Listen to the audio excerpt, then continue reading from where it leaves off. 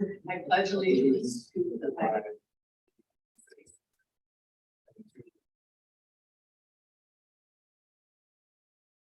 Good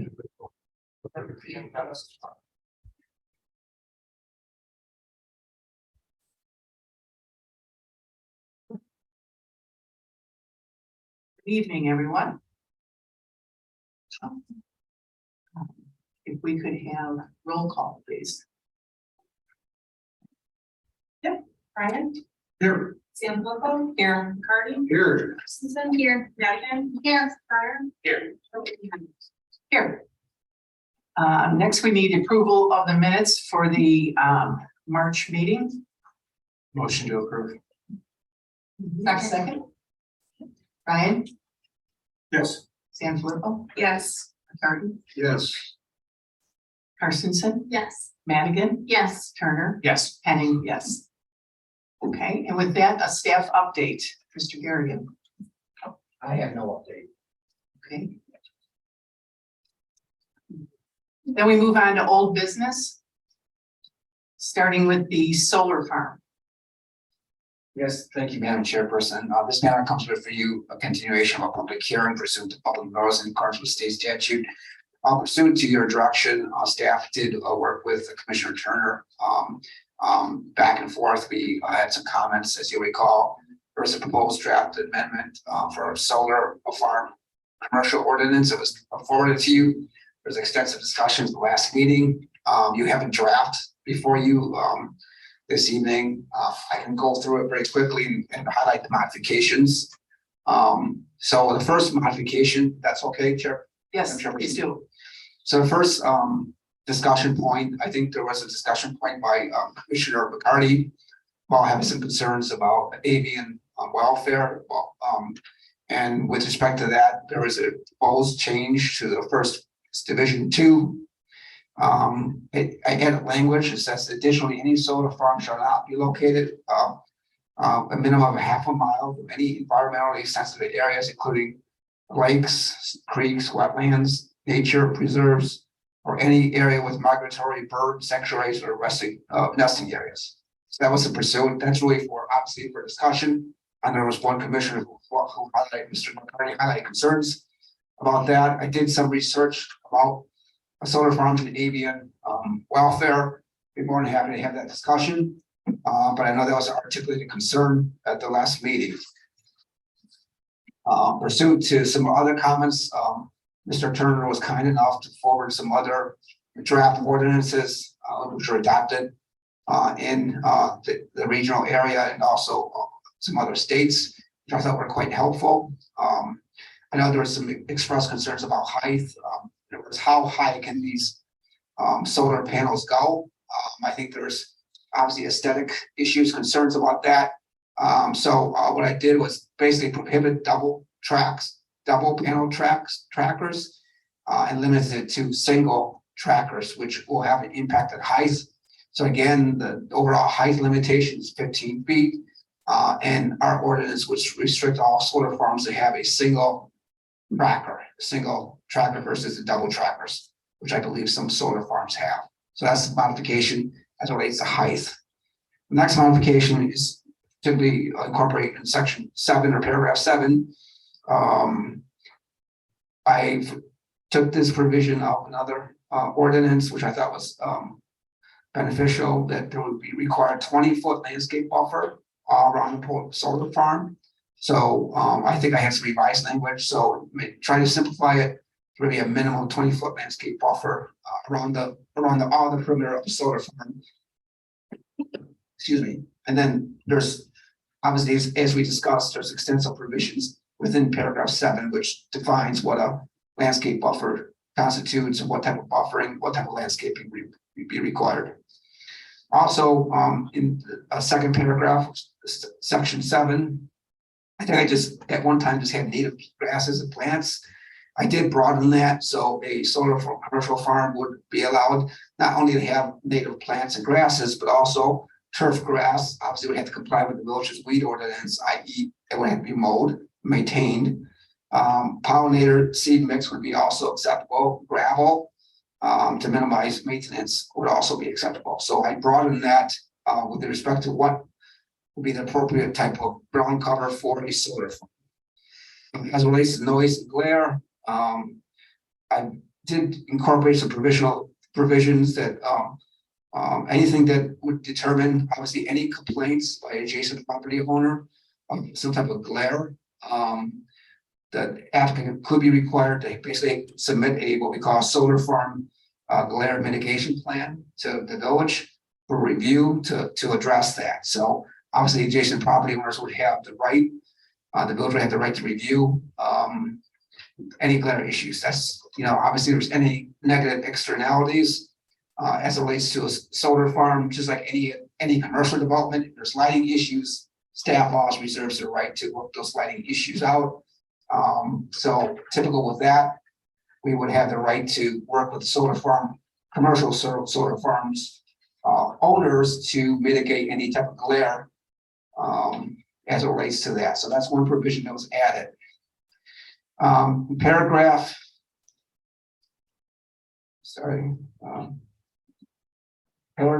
12, section number G, the applicant needs to verify that all emergency vehicles will have access to solar inverters. So there was some concern about, obviously there's these facilities would not be manned, but there's maintenance.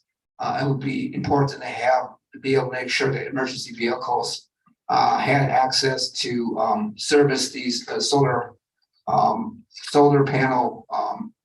Basically, they're linear, not roadways per se, but linear areas where they have full access. So we want to make sure that any type of emergency vehicle would have access, could get between the inverters and between the panels and fully service and be able to call on any emergency within the parameters of the proposed solar farm. I noticed as it relates to next paragraph revision. Paragraph, again, 7 as it relates to, strike that, paragraph 8. This talks about decommissioning. I know there's a lot of expressed concern about what happens with decommissioning. We want to make sure that the solar farm owner was responsible for decommissioning it. We don't want an abandoned solar farm, just like we don't want an abandoned anything in the village where there's a big box or whatever. But there will be a requirement. And there's expressed concerns about a minimum bond, so I incorporated a minimum of 10,000 per acre. That's again minimum. So there'll be letters of credit that would be evaluated at the time of submittal and the overall cost of the project, probably based on the probable cost tendered by a professional engineer. We would do that, and then we would establish a letter of credit, which would protect the village. That's typical of whatever we do with any project, whether it's a residential project or with any type of public improvements. So that would be a requirement with that modification. There's some expressed concerns about that. Perhaps we should have a minimum incorporating our bond or letter of credit. So I believe those were the modifications that staff made pursuant to the discussions.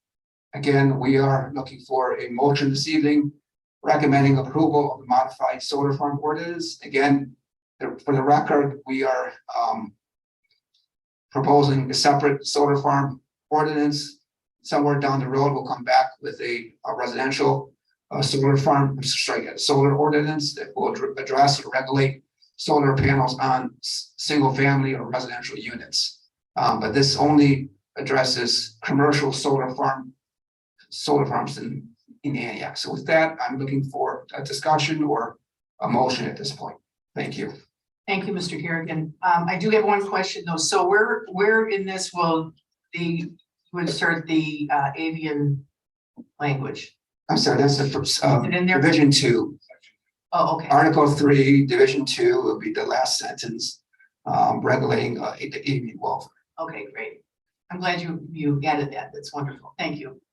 Okay, we'll start with Mr. Ryan. Yeah, I have a question. The $10,000 per acre. Again, I don't know how the village. You say you normally just keep a letter of credit on hand for that.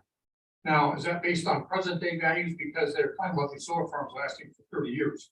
So if you look at the value of $10,000 today versus 30 years from now, the possible value of $10,000, you know, maybe very small at that time. Right. So, or would that become part of the discussion when, you know, when you actually have somebody in mind that to do this? Because I'm just thinking, right, unless you write this in as present day values, and over the years they have to increase that to keep up with inflation, so that at the end of 30 years, they walk away that you really do have something Right. of value to give back. So how does that work? I don't know how that works with a village here. Well, there's provisions in there which allows the village to basically work with the developer or owner of property to require them to update a letter of credit. Okay, So they, you know, if that letter of credit isn't sufficient to cover the cost of decommissioning, we have a right to require a larger letter of credit or surety bond. In Illinois, you can't distinguish between a surety bond or a letter of credit. Yeah. They accept both, but so we had the right to basically require the developer to submit a new letter of credit or surety bond to address whatever the cost would be for decommissioning. okay. I didn't know how that worked in a village system like this. Right. That's all. Right. Okay, So okay, that's fine. No more questions. Okay, Ms. Sanfilippo? I think I just wanted to clarify, it's a 20-foot landscape buffer. I think in the report, it maybe said 30 feet. the original, that's correct. The original staff report said 30, we proposed a 30-foot setback. Just in the front. So instead of doing that, what we're proposing now is a 20-foot. I Okay. pulled that from another ordinance. I Okay, thought that maybe was a little more comprehensive because it requires a complete 20-foot landscape buffer, not just along the okay. roadway or arterial. And I think which would make sense if we're not allowing the double. Right. Okay, that was the only question I had. Mr. McCarty? Okay, landscape buffer 20 feet. If we're going to mount that or put a berm there, it'd be 3 to 1. So 3 to 1 in 10 feet, and 3 to 1 down in 10 feet would be basically 3.5 feet, and that's it for a berm. Well, in a again, 20 foot. right, 20 foot, right. That's if you require a berm. That's the required berm. That's if we require a berm. Okay. You have, as you well know, reading this, you have the right, this will be a part of the site plan review. You also have the right to modify. Very good, very good. All right. I'm just trying to make sure we have enough room to get enough berm to make sure we're gonna cover what's there. Then you would need probably more like 50, 40 or 50 feet. You want an 8 foot. I'm not saying that the berm's gonna cover all of it, but with plantings, Right. that would help. Right. So I'm just realistically putting, you know, a 3 to 1 measurement ratio. on it, so 3.5 feet. For every foot. So that gives me 3.5 feet, and then with some cover. You need around 40 feet. I used to do 8 foot berms all the time, residential areas. So you need around 40 feet to do a close to 8 foot. Right, 3 to 1, and that's the preferred method. Yeah. 3 to 1. So, all right. That we can deal with in site review. Thank you very much for putting in the bird issue. No, I that's a good point. appreciate that tremendously, especially for our area and what we have going on here. That we got to protect that.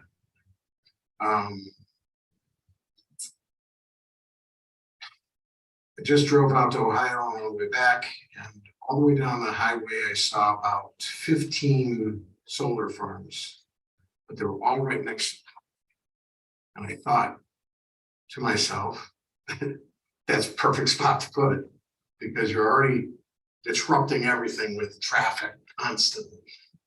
And so you have this buffer zone that people just don't want to live there, they don't want to be there, they don't want the noise, they don't want anything. It's such a perfect spot to put something that's gonna, you know, take care of the power and help our grid out. I saw a lot of them, almost every single one of them were single panel height only came up to about 6 to 8 feet. And that was it for the height. They weren't articulating all of them, so a lot of them were fixed. I'm sure the articulating requires a little more height. And then the other issue that we've discussed, I got a little bit of feedback on, was these are poles that are just driven into the ground with no foundations. That kind of bothers me because we live in the Midwest, we do have unfortunate events that happen, and if we have They would come through, God forbid, these would be launching devices everywhere without a foundation. So that kind of bothers me a bit. I just want to know a little more history on that, and if that's gonna. I'll be honest, I didn't do research about, whether, I think the typical industry, I don't believe they put foundations in. I Just just, drag but that's believe down. that's my understanding. I believe based on the previous presentation by our previous applicant, that was their representation, and they do these across the country, so I don't believe they do put foundations in there. Obviously, that could be a discussion point when each applicant comes through the process and something you would require. I don't know whether that would change the viability. I mean, i.e., does the solar farm not become non-viable if you? I don't know. I don't know. Right. I don't know either. And part of this goes to, construction technologies and what we've done in the area for years. The county requires us to do a minimum of a 4-foot wall with a footing or a trench with, some type of concrete and reinforcement. So why would everything else in every other building have to have that? This just goes up with steel in the ground. So that's just confusing to me. That's all. We'll have to just keep an eye on that. And the bit with decommissioning, I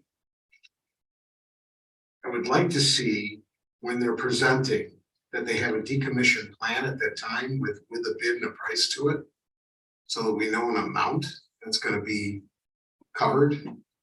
There's a requirement for a decommission plan in here. Now, whether it's required at the time of site plan review, I'm sure there was a language in here for that they are required to basically submit a decommission plan to the village. With a bid, with a price, with something to it. Well, they would have to, because the letter of credit, the bond that we're gonna get is based on that overall Thank you. price. All right, and then I would like something to automatically tick that up each year based on an inflationary rate or something. Well, we could incorporate that, we could specify that provision in the actual bond or letter of credit. Then it's more automatic, not gee, we're reacting later going, well, we don't have this. Right. That would be good to work off an index. Right. Help that out. That's all I have. Great, thank you, Mr. McCarty. Ms. Carstensen? Is this gonna impact the current applicant? Yes. And do we have any reason to believe that they would feel like? Well, to be fair, we wanted to draft this before the applicant has come in for approval, and I don't know, to be honest, I don't know. I mean, theoretically, I believe, I didn't actually measure. I believe they're located within half. I know they're half a mile of wetlands. So, but we did this kind of in just from a appropriate. I think we wanted to get this ordinance right and not draft this in mind of what the applicant was looking for. So if the applicant can make this work, that's fine, but we wanted to draft the ordinance which was more comprehensive and holistic and not really oriented towards that applicant. I don't think that would be appropriate.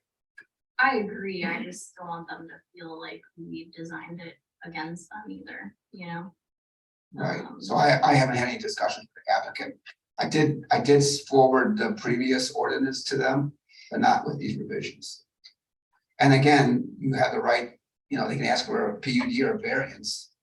Everybody has the right to ask for a variance or PUD. So even if you did approve this, they could come in for a PUD or a variance. You could, if you thought that was appropriate, to give some flexibility from, let's say, the half a mile for wetlands. If they have some type of wetland mitigation plan that you're comfortable with, you also have the right to support a variance. Okay, and then maybe this question is for you.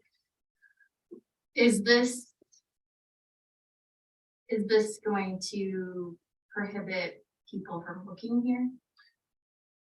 So no, I I don't think so. So I think that was really what Michael and I were kind of playing tug of war with, is you want something that protects us, but you don't want something to be anti-business, right? So there has to be kind of that fine line.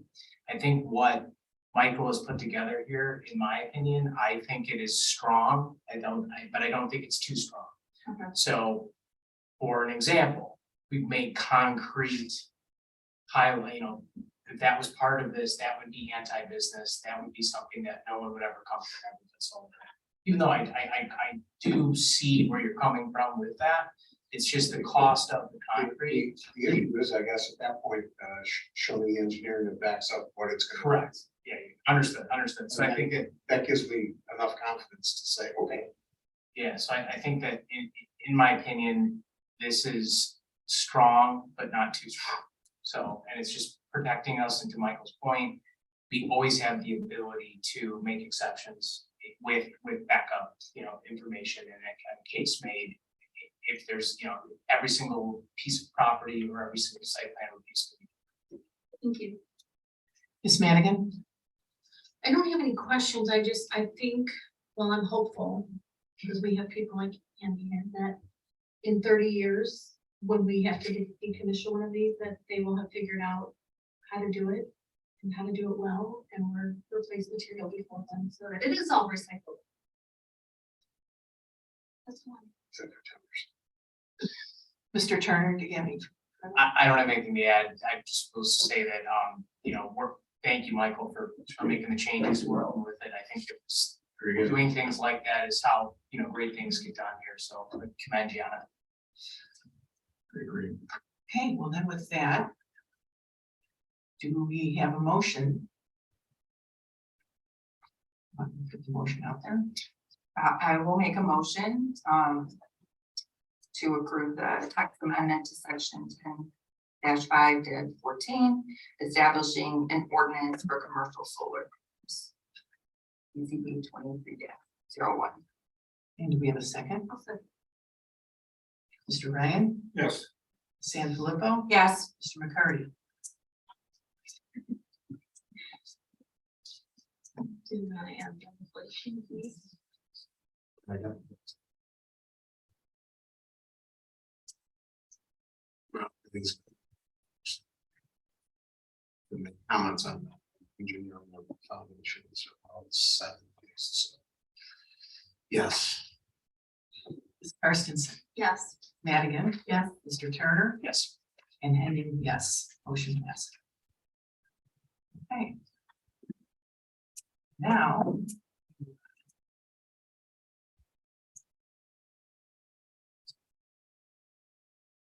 Cannabis consumption text amendment. Okay, thank you, Madam Chairperson. This comes back before you let the record reflect this is a continuation of public hearing held pursuant to public notice in accordance with all state statutes and applicable ordinances. Again, this matter comes before you as we had a pretty healthy, extensive, robust discussion about prohibiting cannabis lounges in the village of Antioch.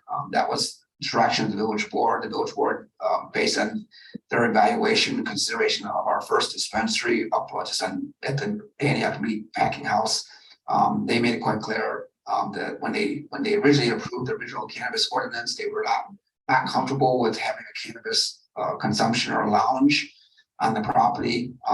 And based on that, they did direct staff to specifically have a specific provision in our ordinance that would prohibit it. So it's, I think our ordinance is silent on that. I know the intent was to prohibit it, but it doesn't allow it per se.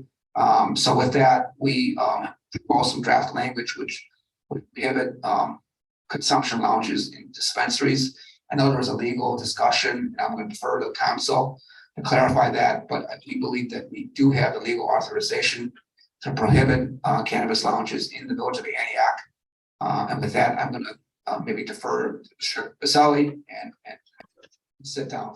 Madam Chair, if I may. Yes. So the adult use of cannabis in the state of Illinois is regulated under chapter 410 of the Illinois compiled statutes. Does anyone remember the authority that prior council cited to when he said you can't prohibit a consumption lounge? Or was it just said? Okay, so allow me to read the actual law rather than just saying something. A unit of local government, including a home rule unit or any non-home rule county within an unincorporated territory of the county may authorize or permit on-site premises of consumption of cannabis at or in a dispensing organization or retail smoke store or retail tobacco store. Sorry, the consumption is getting me. As defined in section 10 of the Smoke-Free Illinois Act, within its jurisdiction in a manner consistent with this act. A dispensing organization or a retail tobacco store authorized or permitted by a unit of local government to allow on-site consumption shall not be deemed a public place within the meaning of the Smoke-Free Illinois Act. Also reading from the same act, no unit of local government, including a home rule unit or non-home rule county within an unincorporated territory of the county may unreasonably restrict the time, place, manner, and number of cannabis business establishments operations authorized in the act. The review of any restriction would come under the reasonable standard. Rather than go into a very long and boring civics lesson on the reasonable standard, municipalities such as our own and a business operation such as this can adopt reasonable standards of regulations, as Mr. Garrigan would just concur with me, I'm sure, provided that there are some findings, such as we believe that the dispensing of cannabis would be a good public use or a permitted public use, but the authorized consumption on site may not be such a good use, and those two things are distinct, and there could be a factual finding, and would be, and was at the last meeting. And again, I'll ask if anyone's got the citation or the law, rather than just conjecture from prior counsel. I'll read from section 1290-465, zoning rules related to dispensary. Now, while this does deal with the Medical Cannabis Act, which is the predecessor act to the act, which is the Adult Regulation or the Adult Regulation and Tax Act for cannabis, it reads, no local municipality or jurisdiction shall impose zoning ordinances, special use permits, conditions, or requirements that conflict with the act or this part that concern or address issues or subject matters that were within the regulatory jurisdiction of the division, or that would otherwise place unreasonable restrictions on the location of dispensaries contrary to the mandate of the act. The dispensing organization shall be geographically dispersed throughout the state to allow all registered qualified patients reasonable proximity and access to the dispensing organization. Again, while not on all fours, which is a fancy legal way of saying the exact same thing as the act that we're dealing with now, it does give us guidance that we do have the authority to regulate this industry.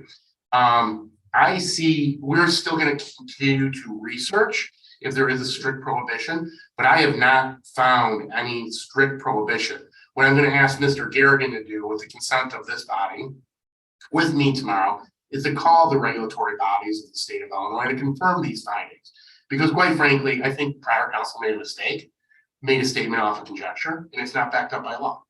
And I could be wrong. We're going to continue to research it, and that's what lawyers do. But when you read those two enactments of law, and the law is too new to have a lot of appellate history, which is how we developed common law precedent in the state of Illinois. And since we've had English law, there's just not a lot of guidance out there. So with your okay, Madam Chair, ladies and gentlemen of the board, Mr. Garrigan and I will call the state regulatory agencies to follow up on this. But I read you the law. I don't see where it says you can't have any sort of reasonable regulation on how dispensing operations are held in the state of Illinois. Okay, so can you, in layman's language, tell us exactly? So in other words, at this point we probably can limit that there is no lounge. I see no reason we But- can't limit it. But you want to further research that I see no, go on. through the act with Mr. Garrigan before we proceed with this? No, Okay, what I want you to do is I want two motions. I want one to direct me and Mr. Garrigan to call the applicable Illinois regulatory agencies to confirm the findings made by both myself and Mr. Garrigan on this issue. And then I want the approval pending our results and incorporating those results of the research into that. Because whatever it is, the board asks us for guidance on this issue. The guidance could say no.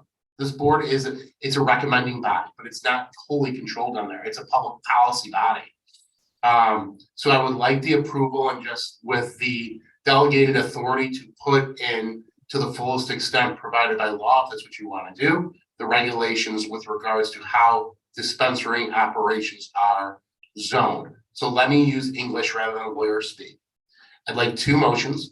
One, authorizing me and Mr. Garrigan to call the state, or directing me and Mr. Garrigan to call the state regulatory agencies. And do we have a motion for that? So moved. Do I have a second? Yeah. Okay, Mr. Ryan, Second. Oh, voted. yes. Ms. Sanfilippo, Yes. Mr. McCarty, Yes. Ms. Karstensen, This is just for the research? Yes. Yes. Ms. Madigan, Yeah. Mr. Turner. Yes. Henning, yes. Okay, motion passes. Okay, then the second motion, In English. A motion to recommend to the board the imposition of additional regulations and zoning conditions for cannabis dispensary operations in the village of Antioch. Based upon the research. Can I have some more discussion on this? Do you want to make the motion in second and then go to discussion? That would be fine. I'll make the motion. and do I have a second?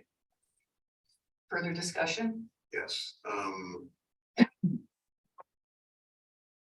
so other locations that are close to us that has the smoking lounge available would be where? Mundelein. Underline's the closest. There is another cannabis location that's coming in on Route 45 and North Avenue.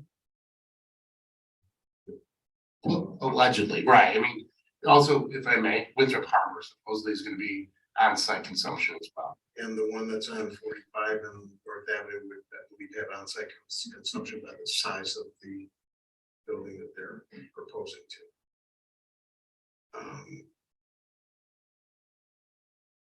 Just, I mean, they can take it home, they can smoke it there, and if you go to a place to smoke it where they're at, I mean, it is what it is.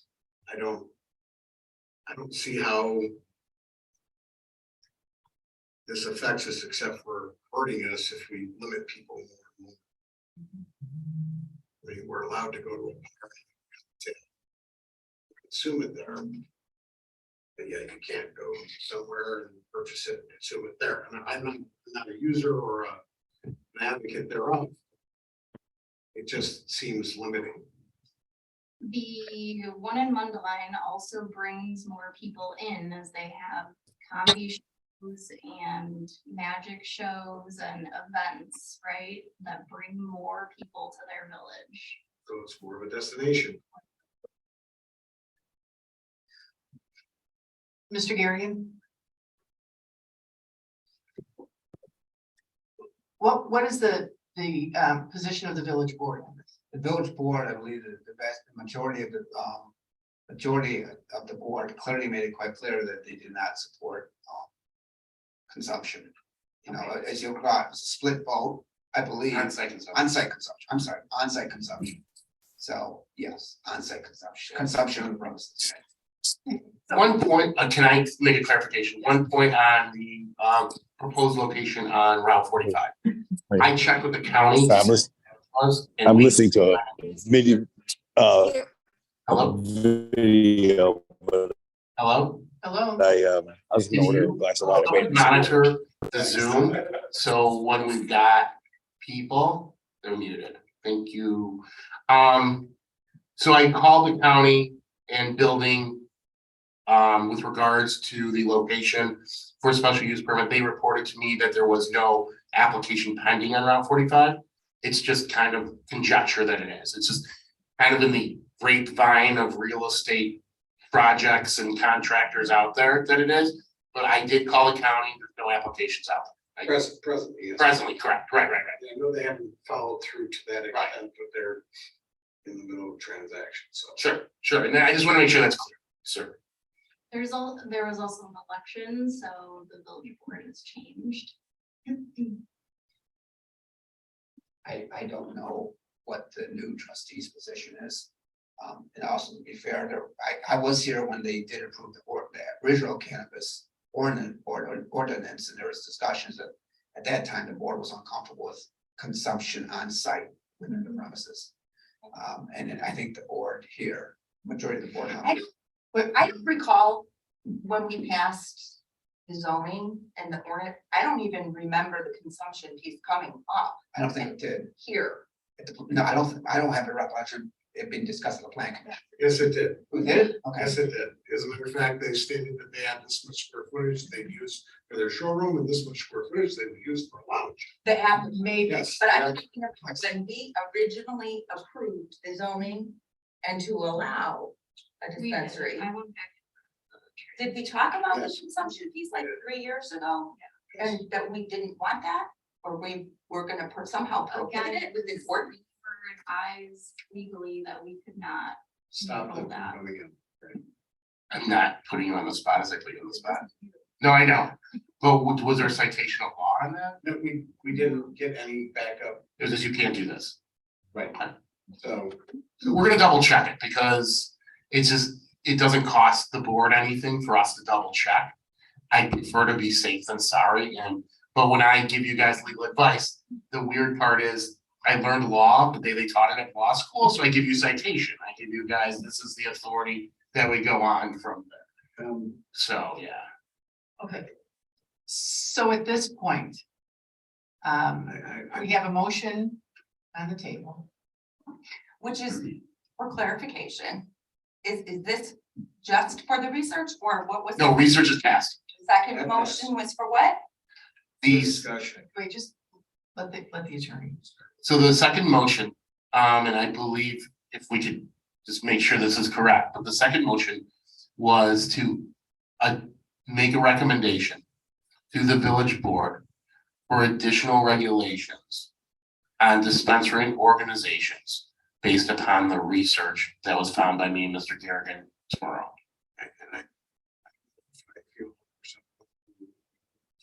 at this point. We can't.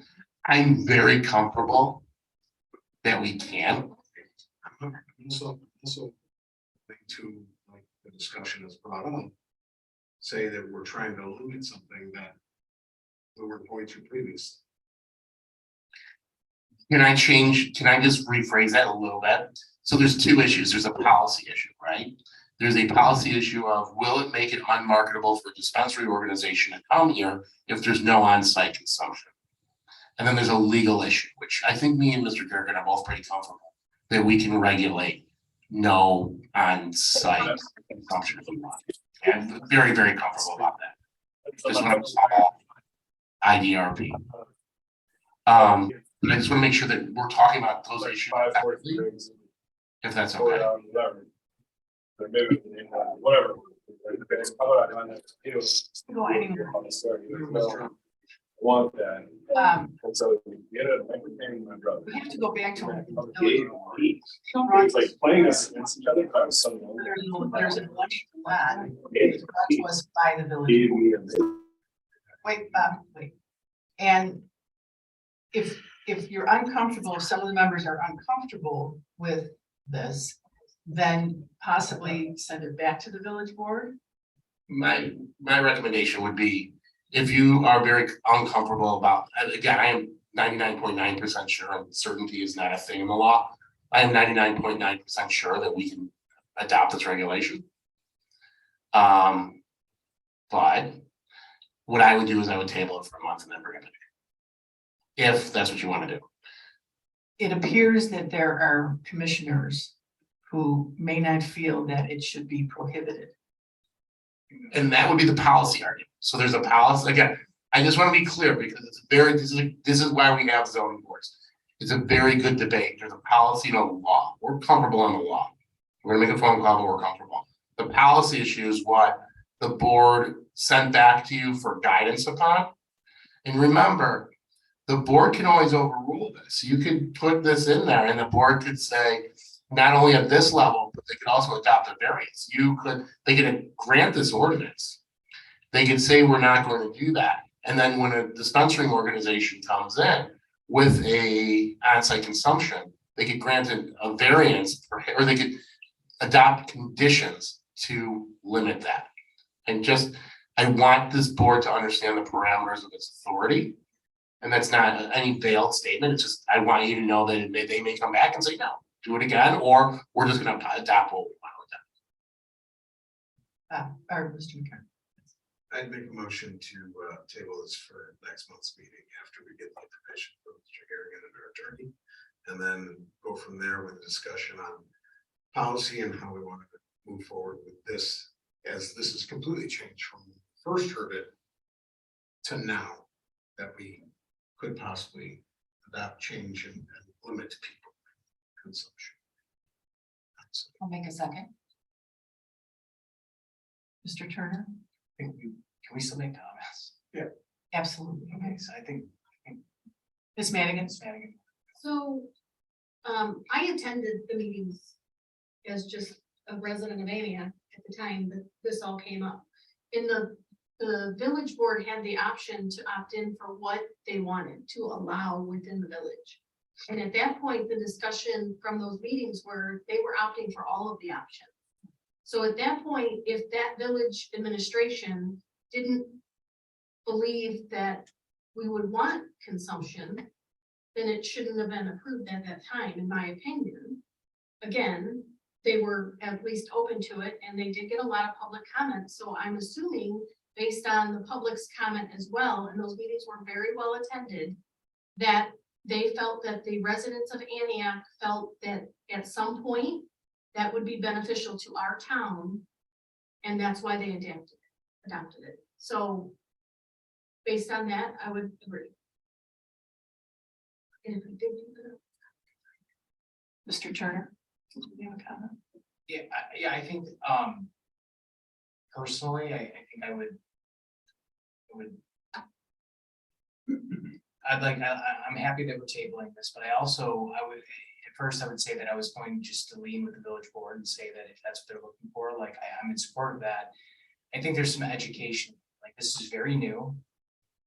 Not a lot of us know exactly how this operates, how it works. Obviously, we're reading law up here just to figure out if we can and cannot, what we can do.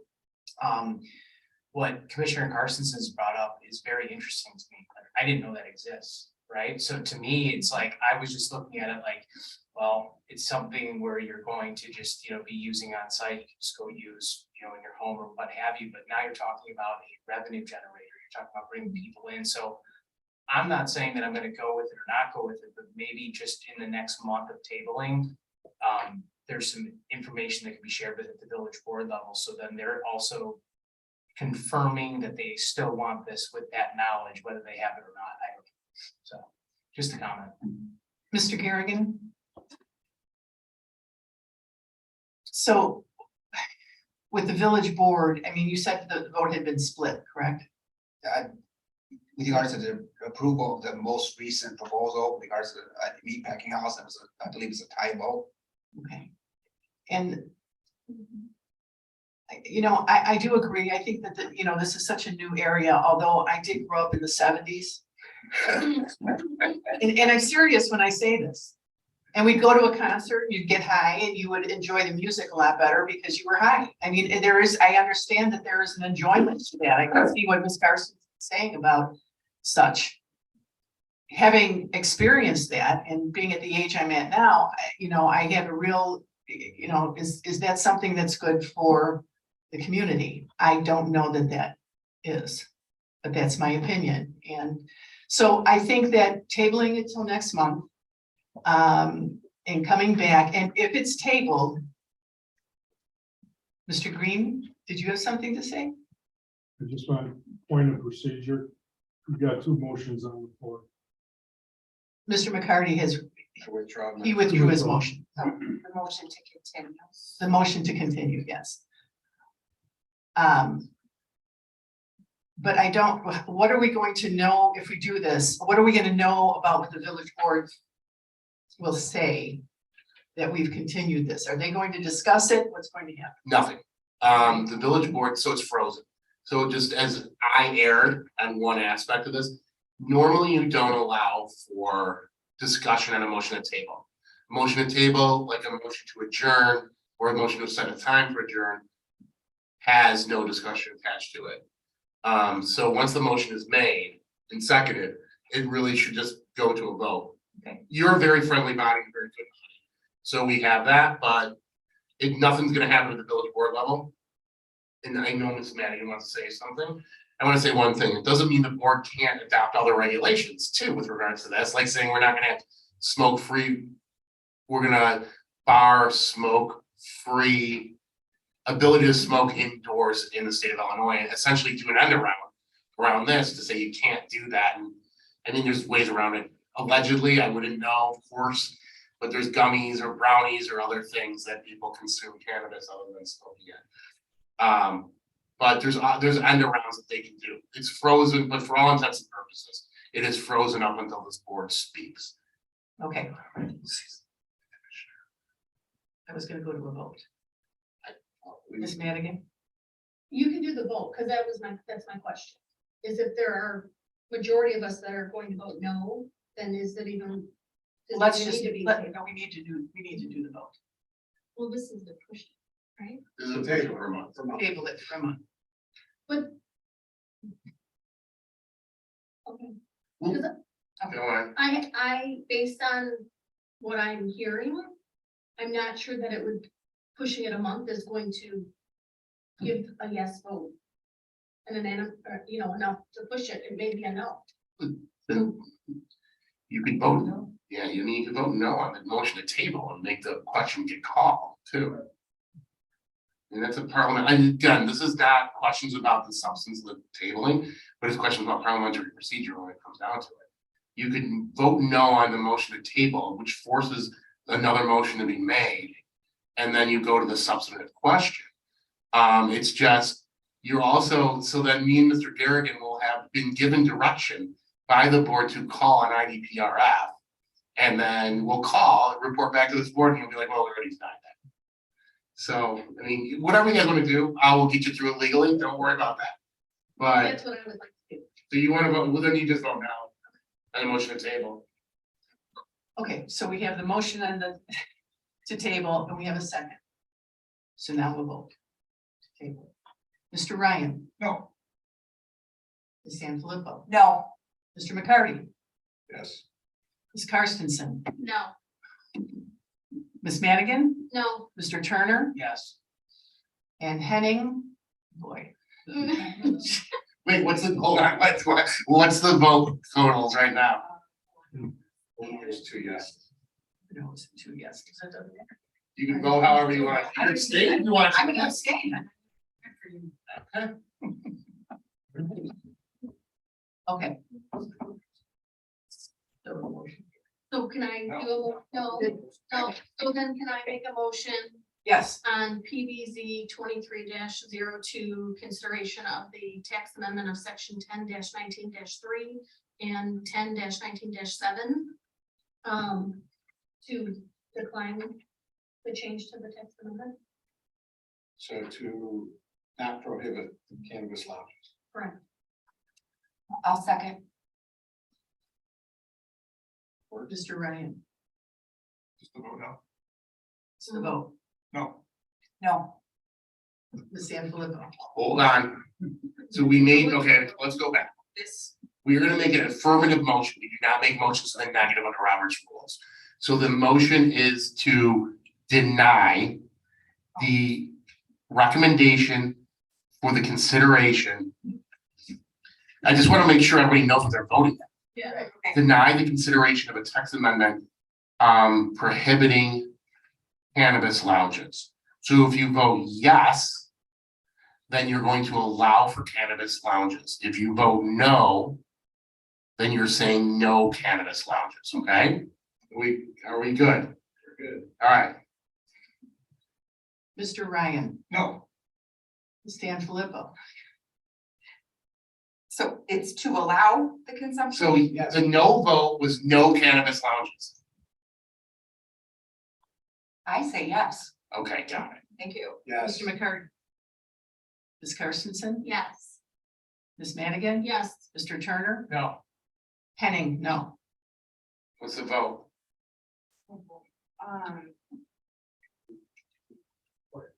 4-3. So we're just gonna leave it as it is. So that will not change the legislation as it says. We're at this point. Okay. All right.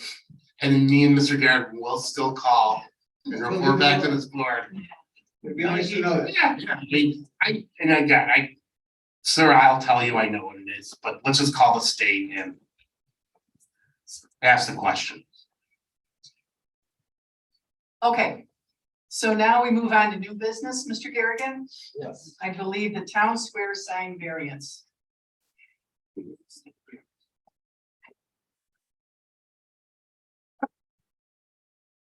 Thank you, Madam Chairperson. Again, let the record reflect this is a public hearing being heard pursuant to public notice and accordance with state statute and all applicable ordinances. Madam Chairperson, this proposal comes before you this evening for a variance for the town square project. In regards to context, this proposal is at the hard corner of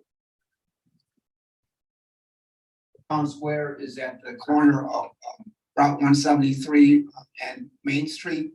Right across from the street from Walgreens, west of Walgreens, just a little bit, it's north of McDonald's. The applicant this evening is asking for a variance for a new sign. As you recall, there is an existing pylon sign that used to be the main sign for the Walgreens. As you recall, this site at one time contained the Walgreens store before they opened a new store just to the east of this existing site.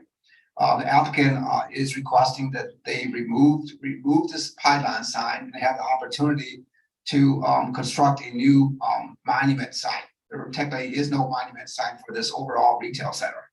As you recall, the village ordinance does require certain parameters for a monument sign. Maximum height of a monument sign in Antioch is 8 feet. Also requires a total maximum square foot of 40 square feet. Also requires a base of 3 feet, and more importantly, in the basis for this variance, it does require a setback of 10 feet. The applicant again is proposing to construct a new monument sign.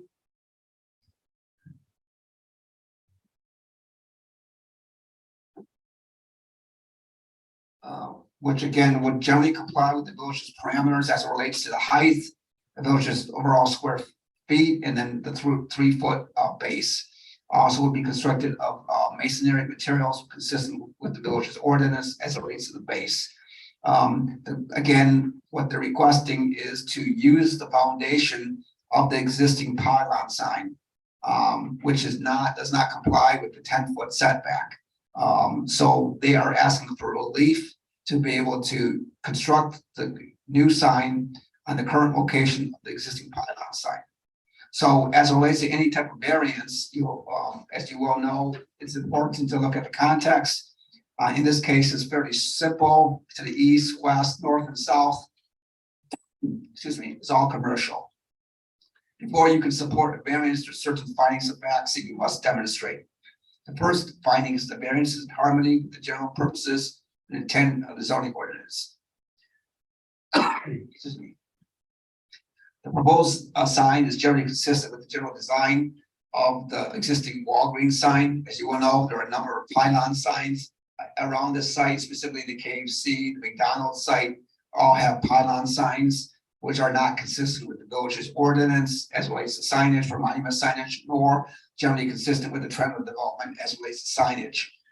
So staff is in strong support of removing the existing pylon sign, and we're in support. Generally, we believe that the applicant has demonstrated this is again consistent clearly with the intent of the village's sign ordinance, that what's being proposed is a monument sign generally consistent with most of the parameters or requirements for a monument sign.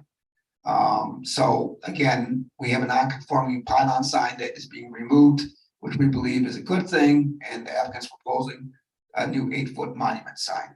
So we believe that the applicant has conformed or met the first finding of fact for a variance.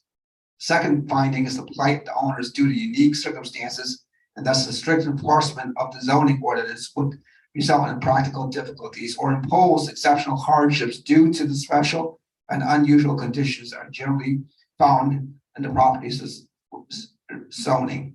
Again, the applicant is simply proposing to put the new sign in existing location. So for your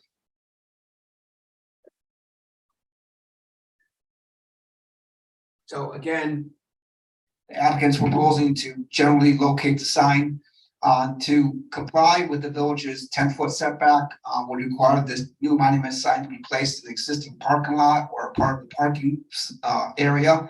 So the applicant simply does not have sufficient landscape buffer area to comply with the village's setback requirement. So they're proposing approximately around a little more than 5 feet, from the existing, where the existing pylon sign is. So there are obviously some sightline issues, which I'll discuss, and I have a picture here to show you what the existing sightline is. So that's the last aspect we'll discuss.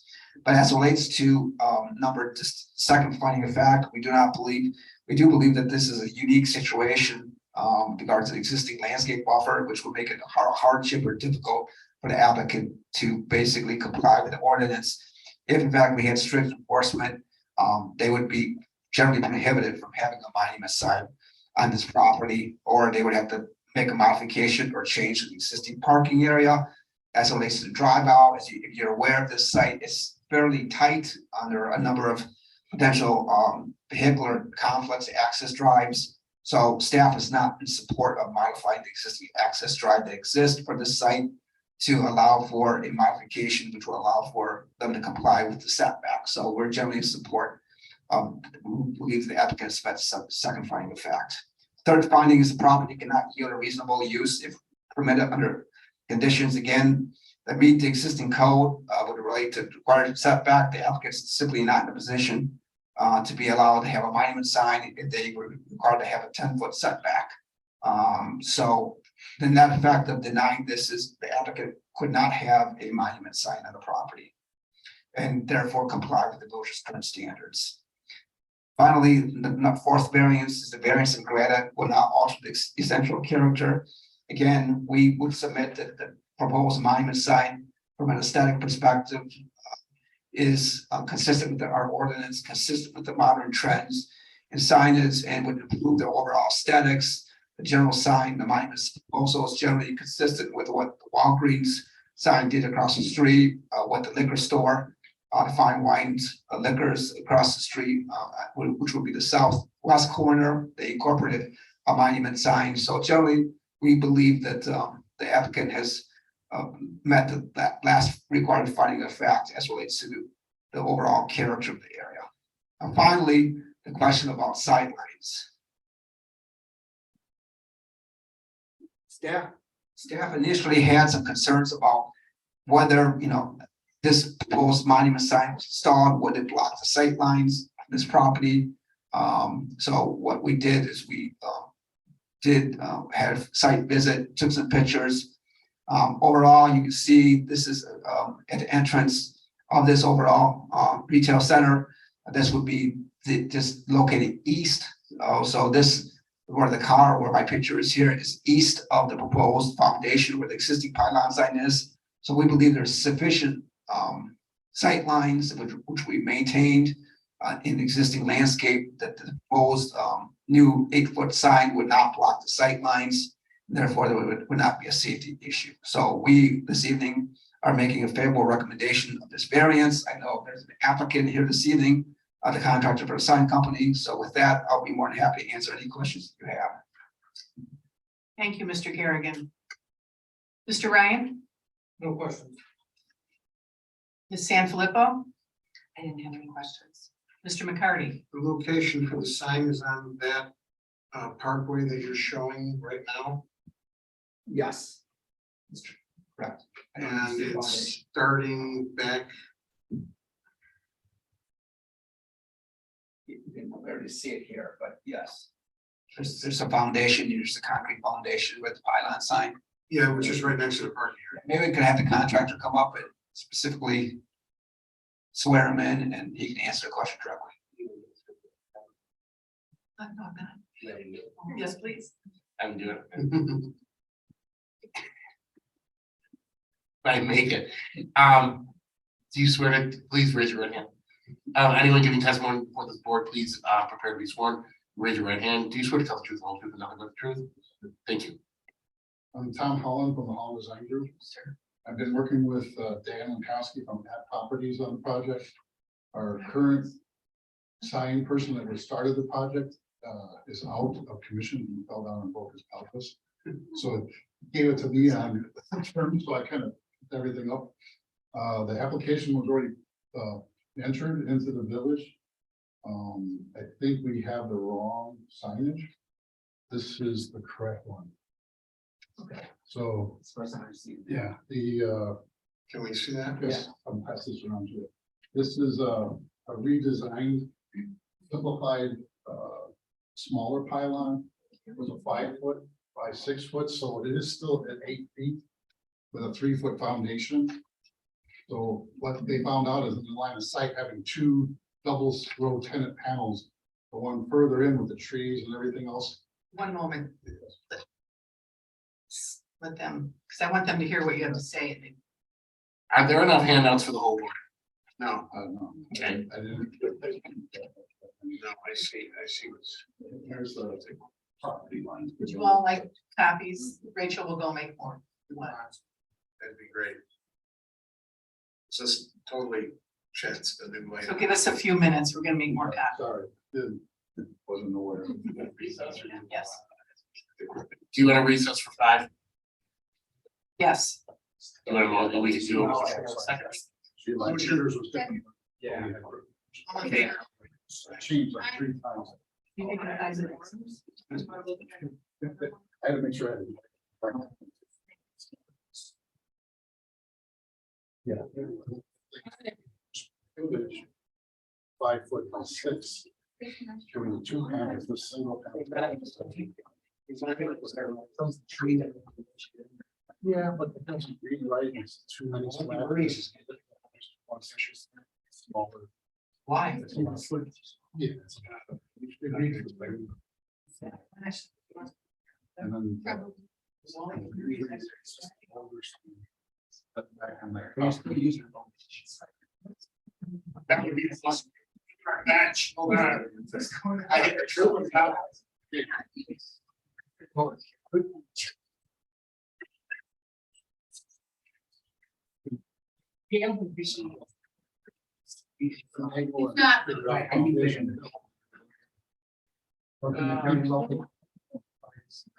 We'll get another copy. I just blew the. Survey. In that first parking spot next Oh, to I. north of the existing.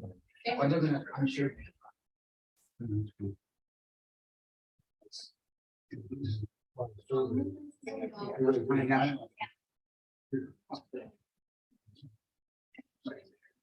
I was not going anywhere for. No. We got to stay on right. I think. I just knew there was an issue. We had a different parking spot. I know. Landscape. Okay. In the.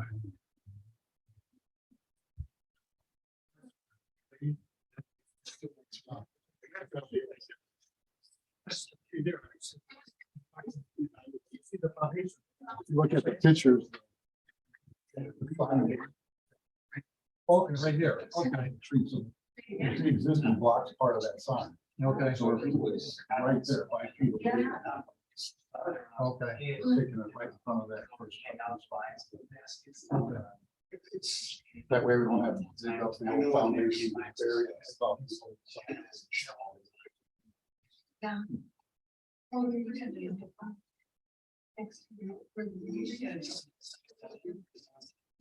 Yeah. Yeah.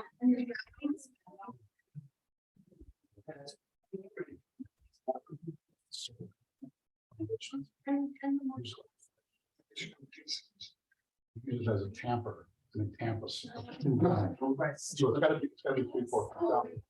But if you take a circular Right. This way, down this way.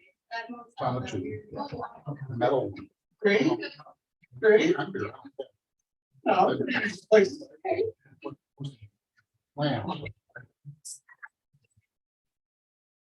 No, it's not even. I get it. Auger. Right, and then.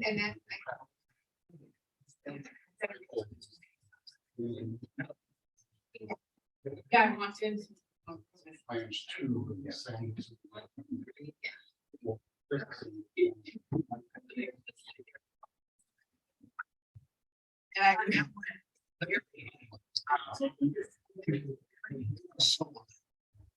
There's the. The other was. Do they sell a tiger? Oh, it's like a attack urban tiger or? Oh, like a. Can I just ask you a question, like off the record? Yeah, we're at. So we have their lease areas. And it's more. Excuse me, Mr. Khan, Tim. sign Tim, Uh, Tom, I'm sorry, Tom, my apologies. I just have a question off the record. Where is Lucky Bernie's going in that space? Going into the old Walgreens space, well, we don't know that. There's a vacant part where the Walgreens used to be, so I think we're 2 stores down. 2 stores down. Oh, so next to Huntington, Yeah, and right? there's, Isn't it Subway Huntington? correct, Okay. and there's still maybe, it's not a done deal yet. Oh, okay.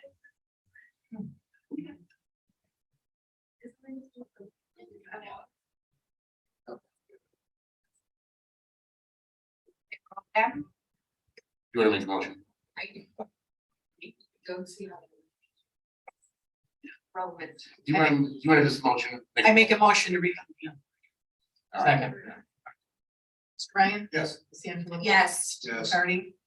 Ms. Carstensen. Yes. Ms. Madigan. Yes. Mr. Turner. Yes. Henning, yes. Okay. So Sorry for the intro. that's okay. So now we all have copies and you may proceed with your explanations. Thank you. So after talking with Michael, streamlining the sign down to a single tenant slat sign, so it's more viewable. 2 slats, you couldn't see it through the trees, and going down the road, it just makes the line of sight harder to see. So within the square footage of 5 by 6 being 8 foot, and 3 foot foundation, you still stay within your square footage by the sign code. I thought this was already put in with the application. I didn't realize there was a different sign. This person tells me. So this is. Okay. correct. Where are we at with the question? Okay, so Mr. Ryan. No. Any comment, Ms. Sanfilippo, No, I don't have any questions. Mr. McCarty, Mr. Garrigan, off of center of roadway onto that property and up the parkway, where is your right of way end? If you look at the concrete edge of the entrance and the front to the asphalt. You're asking, where's the public right away for Route 83 start? I'm just asking.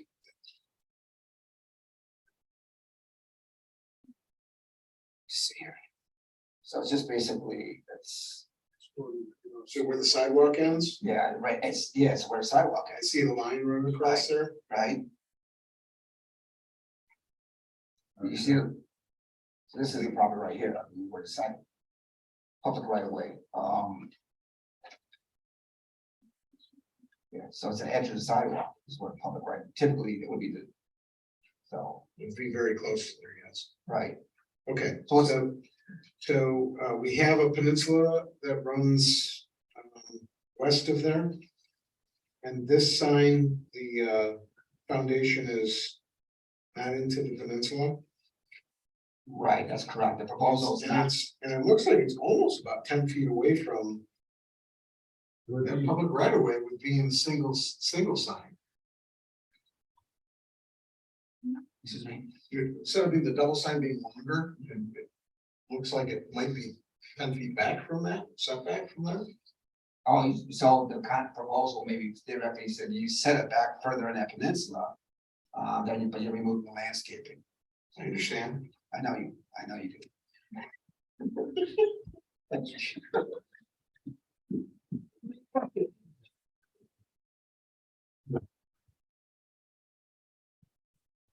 Okay.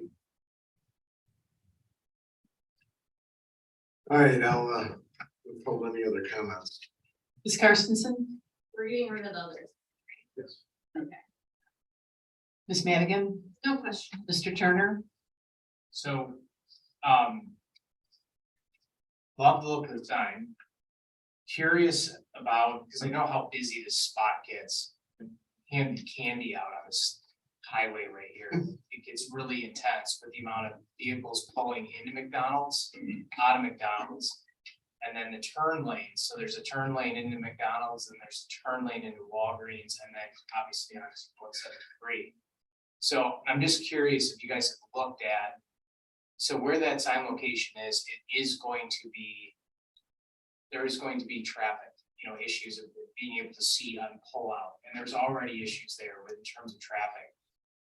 Has there been any consideration of just moving it a couple 100 feet north, just to be like maybe even with the building there? And I understand that there's going to be boring with what, new electrical or what have you, but if you were to just move it up a couple 100 feet north, you're getting away from all these turn lanes, and I'm telling you, it's chaos. So just curious if that was considered. That could be applied as well, that's fine. I think we'll go for that. The stop sign, if you look at the other corner, it's beyond that right of way line, so it's almost even with the sidewalk. So the car that's sitting there on the picture is like, that's the line of sight. That car image sitting in the corner there. That's it. But you could have 2 or 3 cars in that line waiting to go out, and then a few trying to get in. I actually don't think that the sign would be as visible where you're proposing it right now as it would be if you moved it down, as Mr. Turner had said. Yeah, and I then think you'll have better visibility of the sign. not to mention, Antioch High School gets out, you got 1,000 kids running back and forth. I'm just saying that just if you moved it just to where, even with the building here, it would just free up a little bit of space there.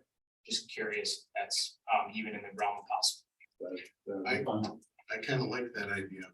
It takes care of that whole corner, not trying to push it back, and then it's out of the, line of sight because the vehicle's blocking it.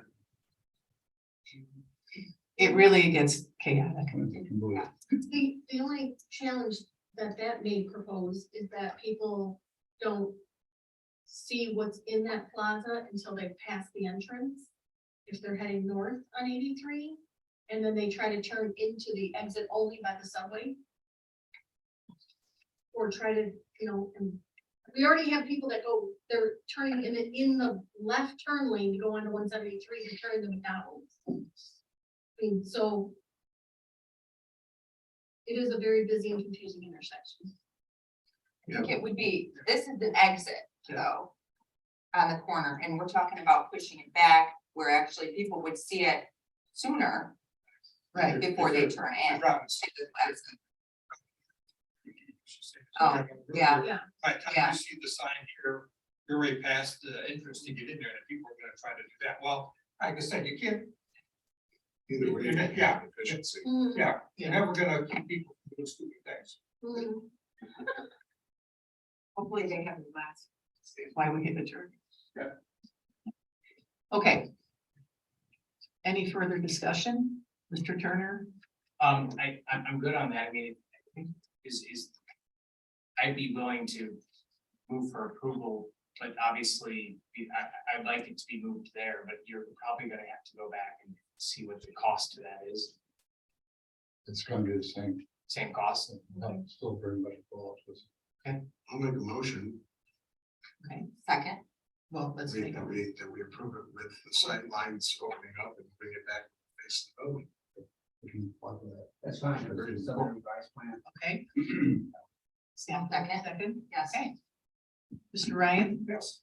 Ms. Sanfilippo? Yes. Mr. McCarty? Yes. Ms. Carstensen? Yes. Ms. Madigan? Yes. Mr. Turner? Yes. Ms. Henning, yes. Motion carries. Okay. The nice looking sign. Yes. It is. I think I actually like it better this way than. Side by side.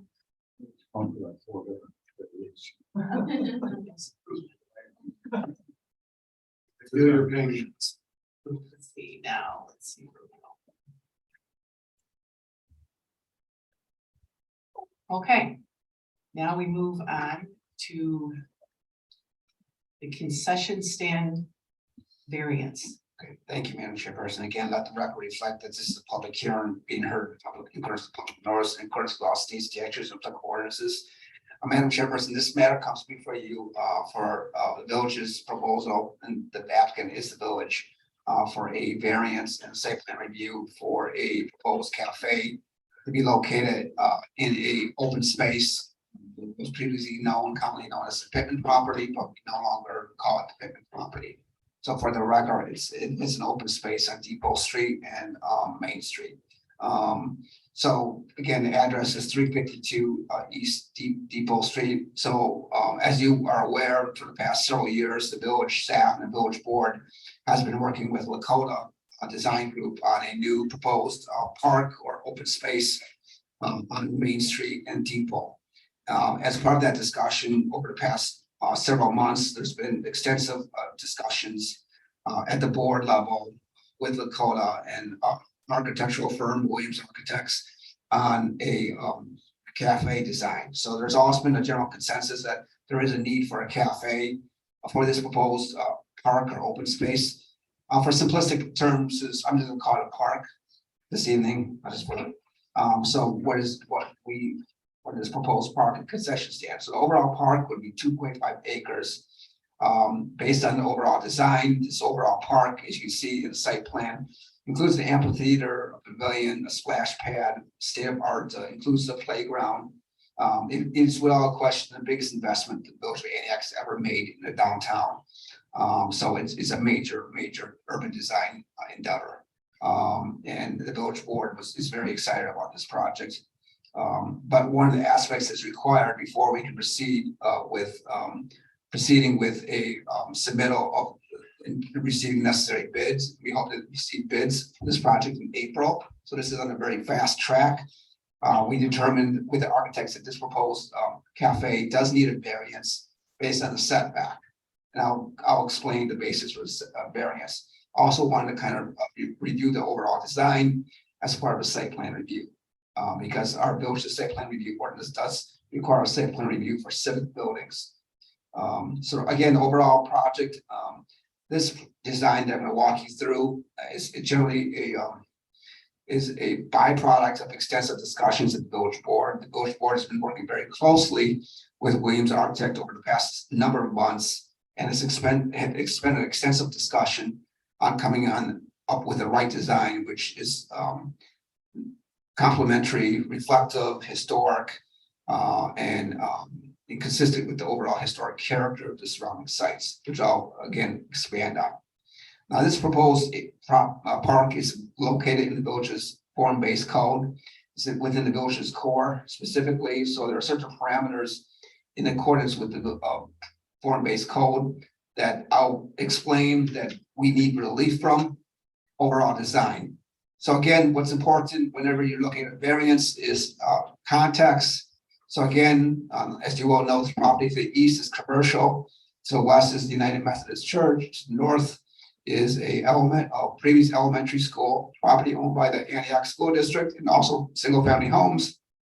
And to the south is a commercial property along with the village's Skidmore parking lots. So I wanted to kind of walk you through the actual elevations. But the first aspect is the variance is in harmony with the general purposes and intent of the zoning ordinance. Again, for the record, let me just kind of give you context. This is the floor plan, as you can see, of the overall proposed cafe. It's approximately 1,200 square feet. Overall front of the building is not facing Depot Street, but in fact, it's facing to the south, facing the proposed new bridge, which will cross the new restoration of the creek. One of the unique features about this proposed park is we are restoring the creek, bringing the creek, lighting the creek up and bringing it back to its original condition. So that will be one of the main natural features of this proposed park. So there'll be a new bridge, a beautiful new bridge. It will cross the creek, and the front of the building, again to the south, as you can see here, will be facing the bridge. So the back of the building will be facing Depot Street. In accordance with the village core part of the form-based code, there's a 20-foot setback requirement for the back of the building. This proposed building is only approximately 4 feet off the right of way, which is a sidewalk. So we do need relief from the village's form-based code. And therefore that's the foundation, the basis for the variance. As you can see, this proposed floor plan incorporates restrooms, the concession area, some outdoor slash indoor dining for on a seasonal basis, a utility area and storage area. So this gives you a sense of the floor plan. Now this proposed is the actual cafe.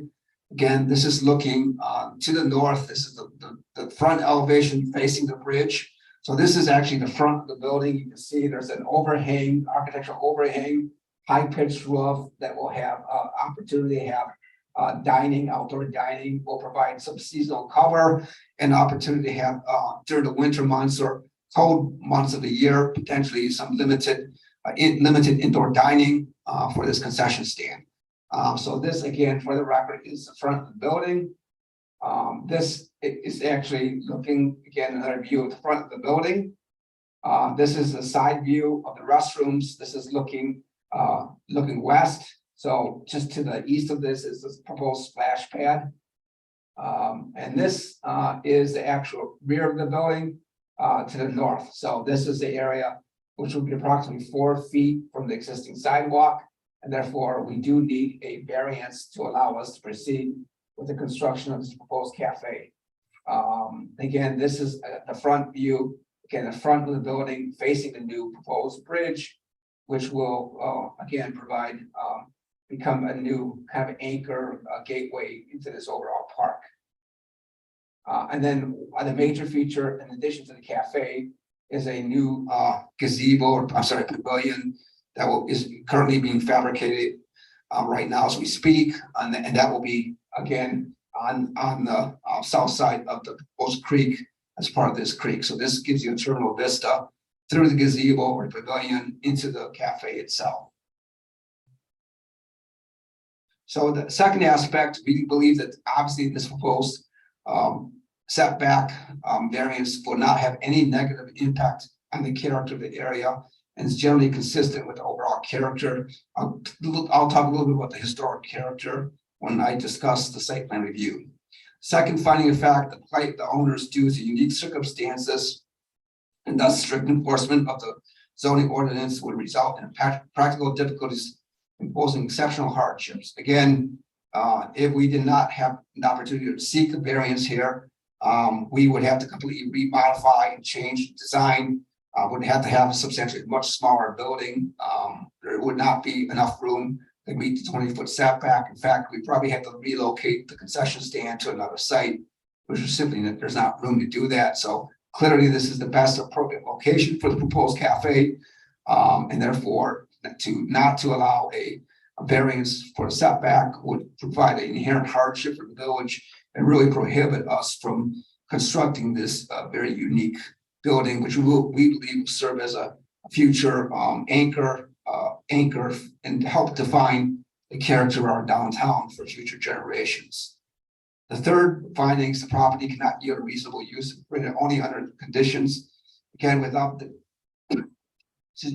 proposed variance, we would not be able to construct this proposed cafe. We were not in a position to ship this cafe anywhere else in the park, as I previously highlighted. Therefore, we believe that there would be a hardship not to allow us to seek and have this variance approved as it relates to the setback. Now, one other variance is from the village's form-based code. There are specific guidelines which incorporates a certain minimum percentage of glass or glazing, and that is generally really the intent of that provision is says that approximately if you have a commercial building on Main Street, that approximately 75% of that building should have glass or storefront windows. So what we're trying to avoid, the intent of this section of the form-based code is obviously not to have what we call blank walls, dead zones, to provide visual interest to buildings. And that's the intent. But this is a variation. Clearly, this is not a storefront facing Main Street. So we believe it's appropriate to seek relief from the 75% requirement for windows. As you can see, the rear of the building itself facing to the north. There are no windows. You have there's an inherent reason for that. You have basically restrooms and a utility area back there and storage. So it does not make sense to incorporate full windows or windows in the back of the building. The functionality is dictating the design here. So again, we would submit respectfully that this it's not consistent with the intent of the window requirement for floor-based code, which again addresses commercial storefronts on Main Street. This is a unique circumstance, and we do not believe that this proposed variance seeking relief would have any type of negative impact on the overall character of the area. So overall, we believe that the variance we met before findings of facts that is required for a variance, as I've outlined in my staff report. Now, directing your attention to the site plan. Again, this proposed elevation, again, would be approximately 1,200 square feet. The history of this proposed building, the board made it quite clear, they wanted a design of a building that would be consistent, reflective, sensitive to the historic character, specifically to two historic buildings adjacent to the site, the Antioch Elementary School, the original school building, which is located to the north, and also the United Methodist Church. And they wanted a building which is, again, consistent with the historic character of Antioch. So they did a visual preference survey, and what the design that the village board liked was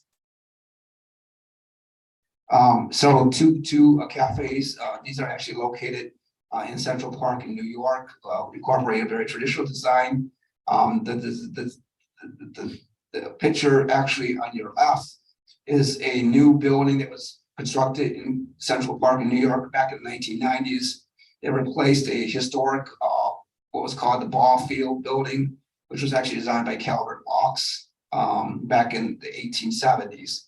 So what this proposed style of the building with the high pitched roof, the arches all incorporate historic character, really reflecting historic character of not only surrounding buildings, but some other historic cafes that are located throughout the United States. So the architect, working with the village board, really worked quite carefully to come up with a design with a high pitched roof, with arches, with a building that's completely constructed of all brick and stone.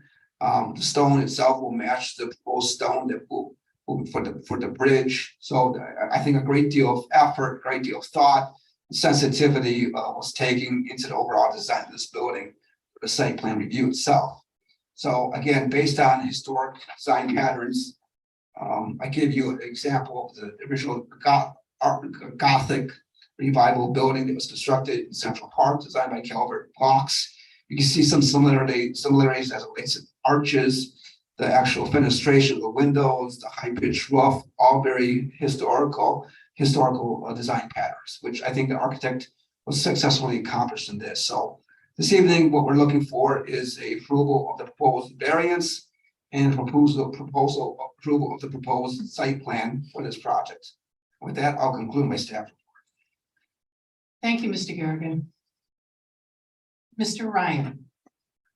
Procedural question, do we have to make, there are two motions that we're looking at here then? Vote? You could bifurcate. I mean, you could go either way. You could bifurcate it and make two different motions, or you could just, do you want to bifurcate it? Mike, which motion you want to go first? I'm seeking variance first. Without the variance, the site plan is not real. I mean, the variance makes sense. I don't have any questions. I was just asking a procedural question, so I don't have any questions. Ms. Sanfilippo, I don't have any questions. Mr. McCarty, No questions. Ms. Carstensen, No question. Ms. Madigan, No question. Mr. Turner, No questions. Mrs. Henning has no question. Okay, so with that, we need the motion. I'll make a motion to approve the variance of the setback for Village of Antioch Cafe 23-04. I'll second. Okay, Mr. Ryan, Yes. Sanfilippo, Yes. Mr. McCarty, Yes.